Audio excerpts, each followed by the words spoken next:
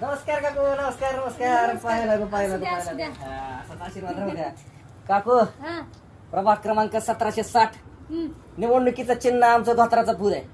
यंदाच्या बारीला एकच नंबर. उचल आज एकदा. एकच लक्ष. हा बस एकच लक्ष. यंदाच्या बारीला धोत्राच्या फुलाच्या चिन्हावर तुम्ही तुमचा शिक्का मारान आम्हालाच निवडून द्या. काय निवडून द्या? अहो बघा त्या रस्त्यावर किती खड्डे धाराशिवच्या. काय झालं? खड्डे तर आहेत